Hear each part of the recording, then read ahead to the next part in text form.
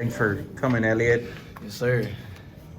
Spring game in the books. What you think? It was my last one, so I definitely tried to cherish it a lot. It was just good to be back in the dome for real. I missed it. How do you think the defense played? I think defense played good. Few areas like we can clean up, but I feel like defense had a strong day. What sort of changed? I guess the offense got going a little bit in the second half, made it a lot closer. Anything that was different from one half to the next? You said that the offense made? Yeah, they made some plays in the second half. I don't know if anything changed on your end or if you saw something different from them.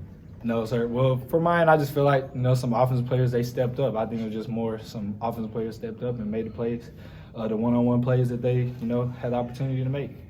You got your hands on a pass. I think it was the first series for there. Was that a meaningful play for you? What did you see on that one? It was really just I was just trying to do my job. Really, got my hands on the ball. Should have picked it off for sure. But yeah, it was good. It was a turnover on down, so got off the field. I know you mentioned this being your last spring game that you wanted to cherish it. I don't know if a moment like that kind of stuck with you or if you felt anything about being able to make a play like that and stand out so quickly. It was really just more just being out there with the team and the people I grind with in the summer and off season that nobody gets to see. Just being able to be out there with those guys. We got to see some new guys kind of step up and make some plays, J.J. Sparkman in particular. Oh, yeah. What's it been like going against him in practice and then seeing what he can do today? Well, first of all, he's from that East Texas, so I already know he's coming with it. And I'd actually played against him when he went to Pine Tree, and I was at Lee at the time. So we played a scrimmage a while back, and he's only grown since then. He's got real strong hands, and he made some catches, and he's made catches. He's been making catches in practice too. So I just love to see it. I know your offense has a lot of speed at receiver, but how much does it sort of change things to have to guard a team where they have a big physical guy like that who can go up and make plays as well in that sense? Oh, like you said, it's kind of a game plan situation, so we'll definitely game plan it, and we'll be ready for that type of situation.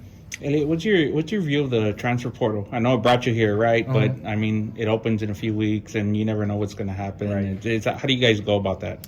I feel like it's pros and cons to the transfer portal for sure, because sometimes players may not be in the best situation at the school they're at, and they might have an actual valid reason for that. It might not just be I'm not getting playing time, so I want to leave. They might have some real things going on there, so it can definitely work out in that aspect. But then it's a lot of players that are now just upping and leaving at the first, moment of instability.